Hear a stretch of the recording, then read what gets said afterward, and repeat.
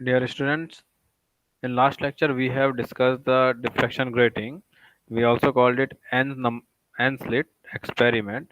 In diffraction grating we have n number of slits, and we also discussed the condition for maxima and minimas. So in present lecture we go further for some additional topics which are related to n slit, because जो हमारे पास diffraction grating या एनस्लिट का जो topic है ये एक अपने आप में बड़ा टॉपिक है, जिसके साथ मेन जो हमारा डेरिवेटिव पार्ट हमने किया था उसके से कुछ और सब टॉपिक्स भी हमारे ऐड होके चलते हैं। अब अगर हम बात करें डिफ्रैक्शन ग्रेटिंग की, तो डिफ्रैक्शन ग्रेटिंग का एक्सपेरिमेंट हमारी लैब में भी अवेलेबल है, और ये हम कराते हैं। जो आपके मेन प्रैक्टिकल्स होंगे उसमें आपका डिफ्रैक्शन ग्रेटिंग का प्रैक्टिकल भी आएगा। तो डिफ्रैक्शन ग्रेटिंग मैंने आपको बताया था, एन नंबर ऑफ लाइंस हम ड्रॉ करते हैं on a plane glass plate. Okay, तो जब भी कोई लाइट बीम आपकी इस ग्रेटिंग से होके निकलती है तो वो एक कलर बैंड क्रिएट करती है। अब वो किस तरीके से कलर बैंड क्रिएट होता है वो अभी हम इस टॉपिक में उसको डिस्कस करेंगे।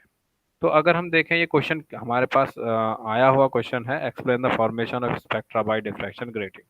तो हमें ये चीज़ इसको ध्यान रखना है इस टॉपिक को, और इसको छोड़ना नहीं है, इसे पढ़ना जरूर है। आसान टॉपिक है, थ्योरेटिकली हम इसे अब इसमें एक्सप्लेन करने वाले हैं।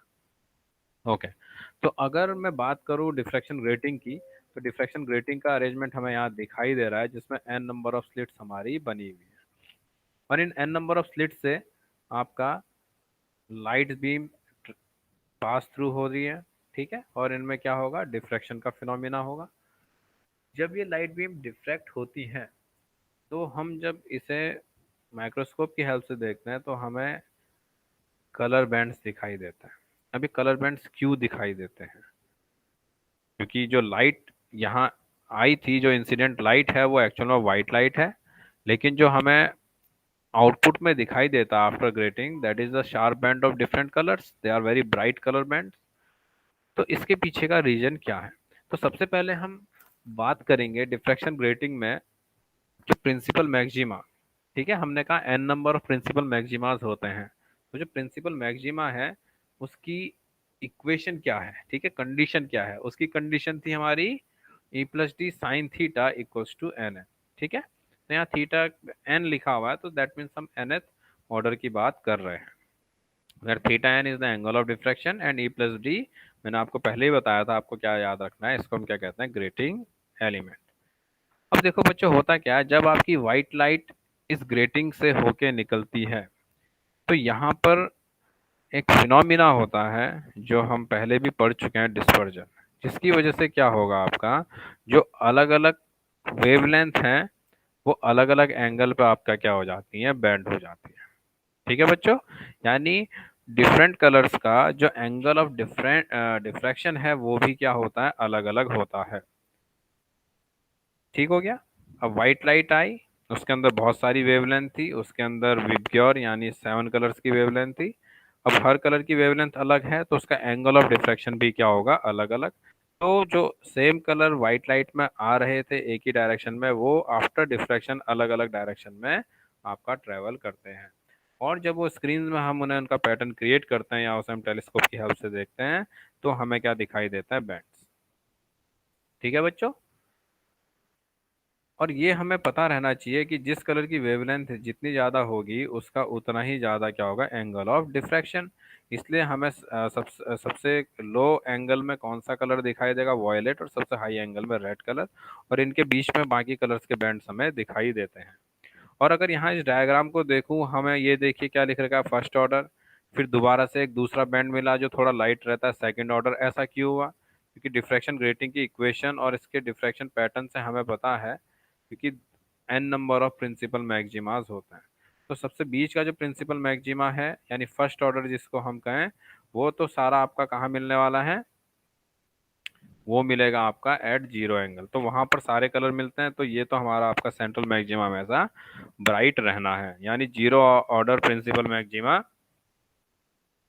हमें एक वाइट कलर का बहुत ब्राइट बैंड देगा जो सेंटर में होगा। लेकिन as we go away on both side, we will find a very sharp color pattern हमें एक पहला बैंड मिलता है कुछ एंगल पे जाने के बाद, ये कलर का जो फर्स्ट ऑर्डर का डिफ्रैक्शन पैटर्न, ठीक है, ये हमें क्या मिलता है, first order.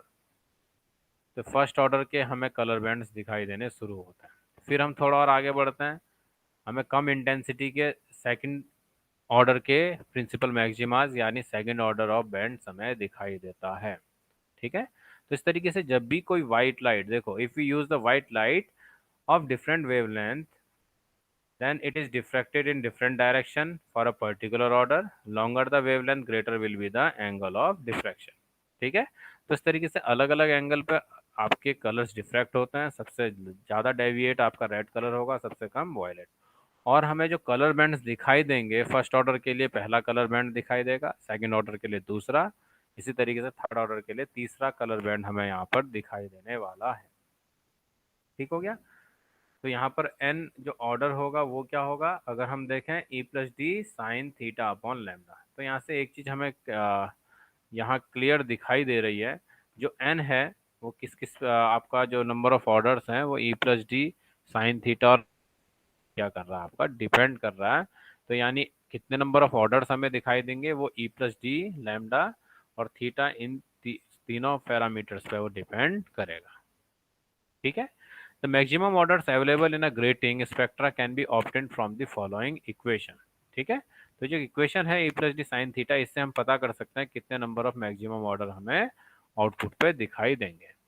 At central maxima n equals to 0, all maxima of different color wavelength coincide to form central image of color similar to incident light। इसका मतलब क्या है, जो सेंट्रल फ्रिंज होगी यहाँ पर सारे कलर्स मिलेंगे, यानी जो जीरो ऑर्डर होगा वो, अगर व्हाइट लाइट हम यूज कर रहे हैं, व्हाइट कलर ही हमें दिखाई देगा। For n equals to 1, all principal maxima of different colors form spectrum of first order, ठीक है। n equals to के लिए हमें first order, n equals to 2 के लिए हमें सेकंड ऑर्डर का डिफ्रैक्शन पैटर्न मिलेगा। तो ये एक्सपेरिमेंट जब हम लैब में करते हैं, लैब में भी हमें फर्स्ट ऑर्डर और सेकंड ऑर्डर के डिफ्रैक्शन पैटर्न हमें दिखाई देते हैं कलर बैंड्स के।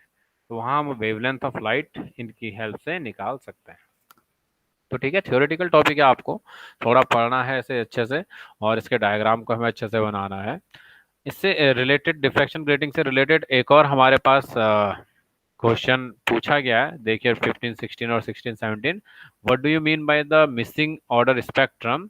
What particular spectra would be absent if the width of transparency is twice of its opacity of grating? अब बच्चों, अभी आपको लगेगा कि ये क्वेश्चन बड़ा टिपिकल है क्योंकि लैंग्वेज ऐसी है, हमें समझ नहीं आ रही, लेकिन जब हम इसे समझ लेंगे तो ये बहुत आसान क्वेश्चन है। तो चलो देखो, देखते हैं मिसिंग ऑर्डर स्पेक्ट्रम क्या होता है। ठीक है, डबल स्लिट में ही मैंने आपको बताया था मिसिंग ऑर्डर के बारे में। तो डबल स्लिट में हम जब देखते हैं मिसिंग ऑर्डर कब हमें मिलता है, जब एन आपका डबल स्लिट का इंटरफेरेंस का मैक्सिमा सिंगल स्लिट के मिनिमा पे कोइंसाइड कर जाए। ठीक है बच्चों।